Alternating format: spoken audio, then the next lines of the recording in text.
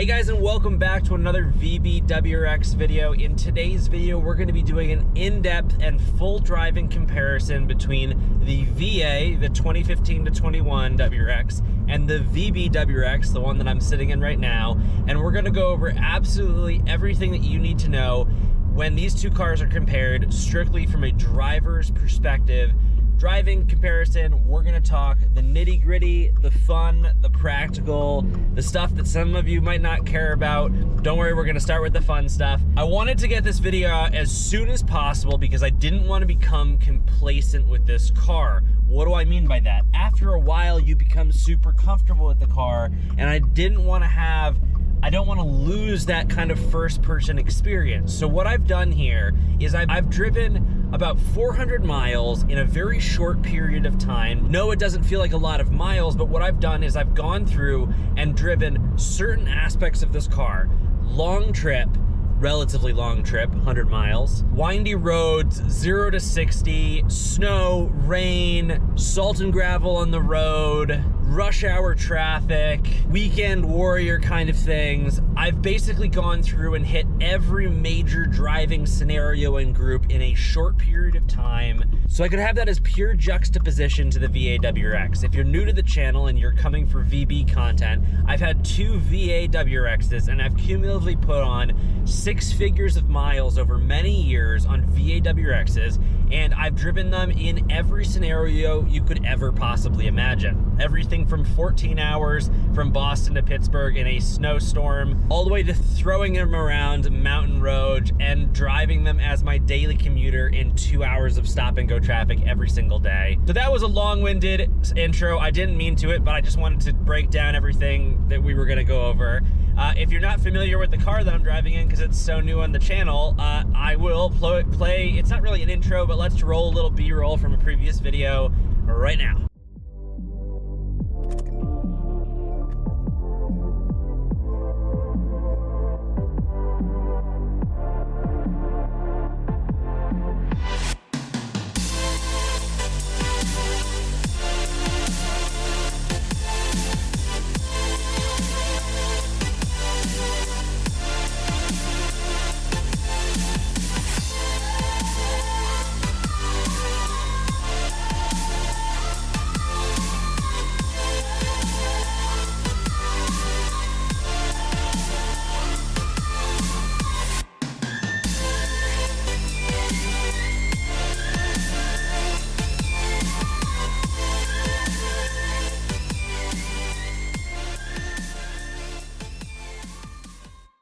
All right, let's get started, and I'm gonna talk over you guys while you're hitting that subscribe button if you're not already subscribed. But let's start with the fun stuff. So we're gonna start from performance to daily driving, and we're gonna end with practicality pieces like what it's like to drive in the snow, because yes, I had to wait to post this video until I could get into some snowstorms so I could actually physically lose traction, so I could actually report to you guys the difference in what it's like to even lose traction in a weather event in these vehicles. All right, let's start with the fun, and the fun is so different. Now, I had both stock and tuned VA WRXs, and I have to say, first and foremost, that the VB WRX's stock tune from Subaru is wonderful. It very much mimics my experience that I had with my tuned WRXs, meaning so many of the things that I complained about with the VA WRX with the stock tune have been solved by Subaru. Accumulation of things have caused this, but in reality, I'm talking everything from first and second gear are wonderful in the VB WRX, where in the VA WRX, literally you would want to tune your car as quickly as possible so that you can get rid of the first gear that's like this and the rev hang that every time you go into second, you're like, oh God, you know? And whether you're a great driver or not, if you've owned these cars, you know that that is a reality, with much less than sitting on the clutch and waiting for RPMs to drop or being weird about how you're driving. There's no way to solve that without changing the mapping of the way the tune was. Now, yes, the aftermarket came in for an absolute win here, and it was really easy to get rid of that rev hang with basic any off-the-shelf tunes or custom tuning. But you're not here for VA problems. The VB has solved all of that. Not only have they solved all of that, but I have to say this is the most impressive stock tune from Subaru that I've experienced. This car stock is incredible. The low end torque, the linearity of power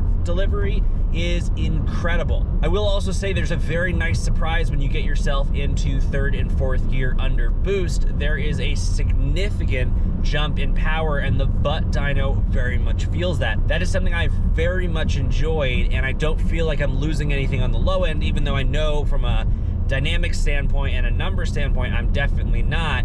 I have to note that it truly is that way. So I also have to say, from the fun standpoint, this car's performance from a driver's perspective tracks much closer to what my experience was with a stage 1 off-the-shelf tune on the VA WRX. Similar power, similar linearity and power delivery. Potentially even this would be slightly faster. I just didn't want to jump and say stage 2 because I truly do think the stage 2 on the WRX off-the-shelf tune is probably a little bit faster, but faster in a 0 to 60 and quarter mile. My guess is this still gets it off the line, but that is hearsay. I do not have that proof for you. I'm speaking merely as just somebody that's guessing off the butt dyno at this point. This car is significantly more fun to drive when you're having fun with it. So let's talk about daily driving, because that is a massive change as well. We talked about the first and second gear dilemmas on this car, which play a huge role in daily driving as well, because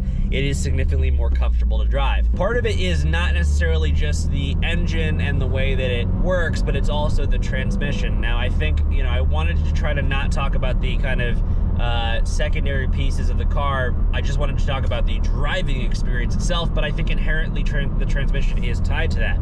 This transmission is so much better than the VA WRX's transmission.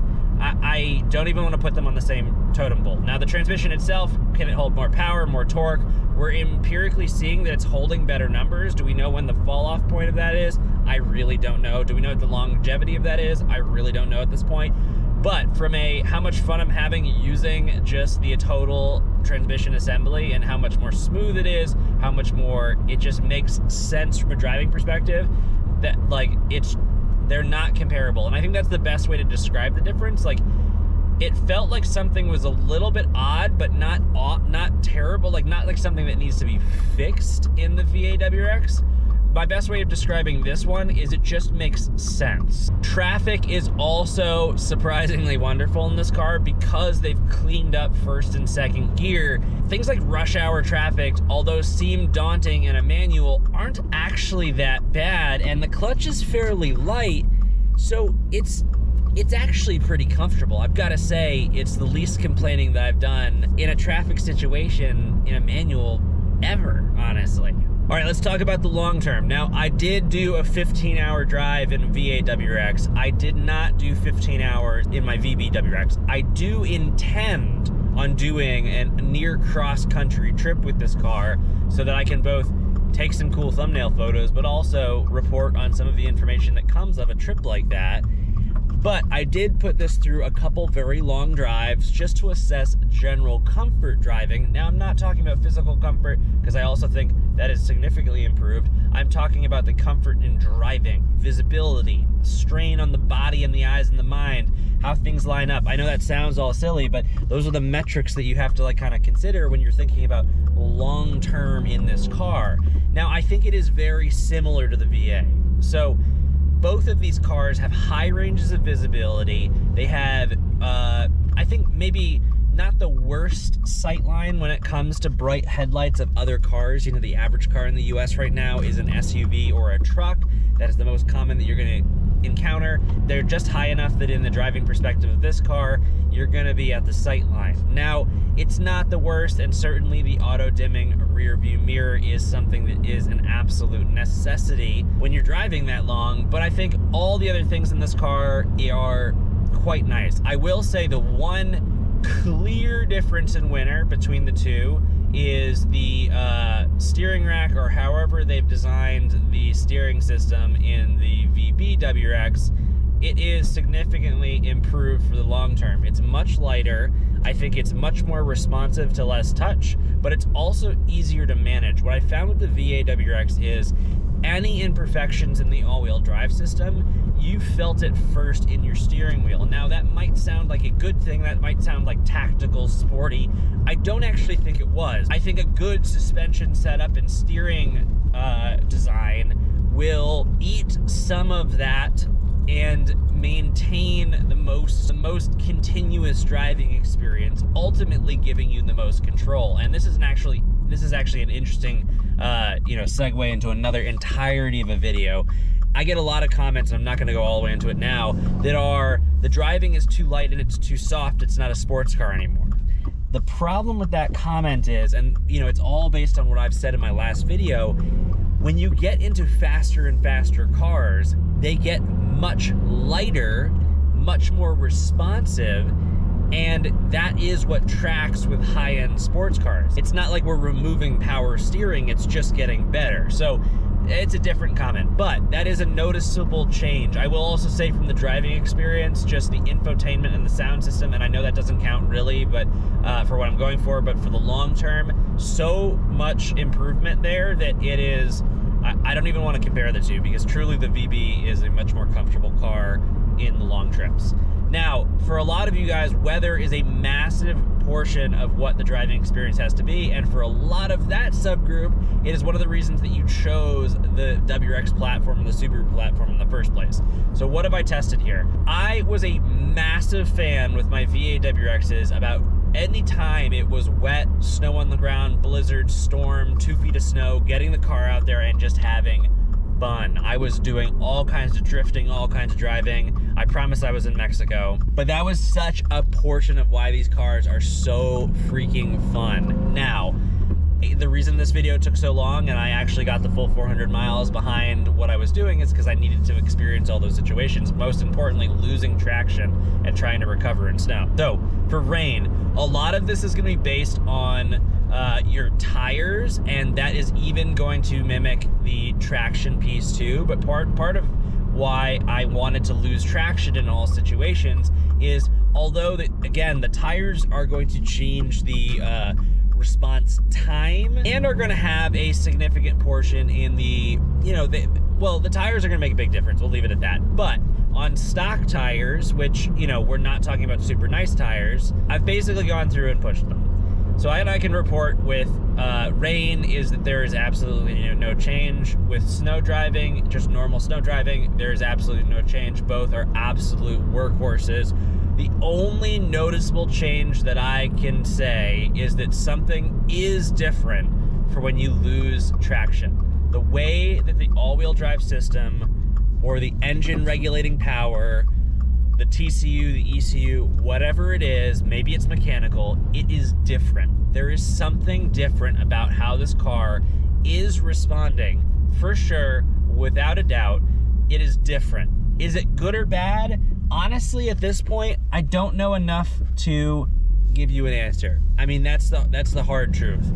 It is still incredibly good at recovering traction, regardless of the situation. It modulates power even when you're in control. You can feel the power modulation and change when it understands, when the ECU understands and the TCU understands that it's lost traction. Those are all solid things. It is, there's no negative here.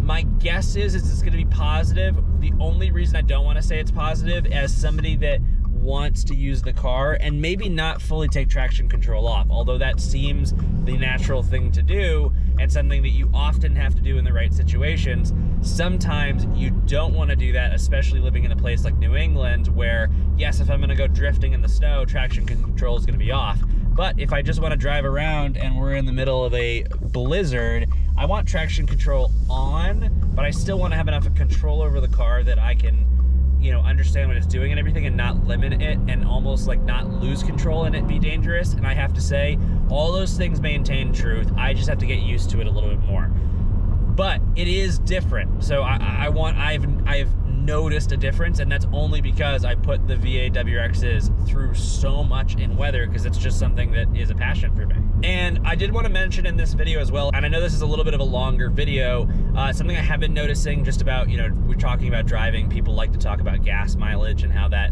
you know, plays into all of this. I will say, and I'm doing a full gas study like I've done on the last you know, generation, where I drive a lot of miles. I document it all by hand. I don't trust what the car is telling me, but based on what the car is telling me, I'm getting much less than advertised for fuel economy. I could care less. It's not a, you know, not even a contention point or a reason why I'm buying this car. Doesn't disappoint me one bit. Just wanted to voice out loud that I'm getting significantly less, you know, in the terms of 10 miles to the gallon less than what is advertised. Could be a combination of the fuel that I've been putting in it. I've been trying to, you know, I didn't put the first tank in. I've only put the subsequent 2 tanks in, which were then Shell V-Power. I have no idea what it was running from the dealer. They did top up my tank. I asked them actually not to, because I wanted to put Shell V-Power in just to make sure they didn't put regular fuel, because my guess is they probably put regular fuel in it. And I'd love to say it's the driving conditions, but honestly, I've only done 1 day of actually pushing the car because I'm still in the break-in period, and I wanted to respect the break-in period. So it's not from a lack of driving hard on the car that I've got like a low gas mileage. Right now I'm sitting at like 19 miles to the gallon, if that. Let me check. Actually, I can tell you guys live. Wait, and this is trusting what the car is saying. I'm at 18.9. So that should give you some idea of what's going on with the car from a fuel consumption piece. But otherwise, you know, just the culmination of this video and comparing the driving experience, and, you know, if I were to like put it all in one basket, this is a better car, for sure. And, you know, I've put some time behind STIs, and I honestly, like, the better way to compare it is this car easily, without a doubt, competes against the STI driving experience. Is it exactly the same? No, but it's very similar. And the fact that in today's market, they're like $20,000 less, but normally if the STI was produced, like if we were comparing it, the STI costs far more than what is upgradable to solve that problem with this car. Meaning, I'm talking if you want to do the whole brakes, suspension, the only thing that you fail at is the transmission and the diff. But that's left kind of, that story is still left to be told, because we don't know what this transmission is going to do long term. I have high hopes. Just seeing the power people are making and the clutch not slipping, pretty ridiculous actually. And power and torque by that means. As we pull into my driveway and I put the parking brake on, this is a better car. Do I hate the VA? Of course not. The VA WRX is my favorite WRX, and I think that comes from the aftermarket, my experiences with it, the way it looks. I really like the way the VA WRX looks. I don't know why I like it so much. There's just something about it that just like I gravitate towards it. This is a better car for sure. I don't want to make a video yet that says what I want one over the other. I think right now I probably want the VB WRX more. I think the best answer is I'm gonna have both, and that is just gonna be something that I eventually do on the channel. I will say when the VA comes back to the channel, it's gonna be a full wrecked VA, and I'm gonna rebuild the entirety of it, and that's gonna be engine and everything, and we're gonna test out like every aftermarket part that's ever been made for that car. If you stuck this far through, because this was a long video, let me know in the comment section below. I'd love to talk about it, but let me know if you stuck this far through. I'll see you guys in the next one.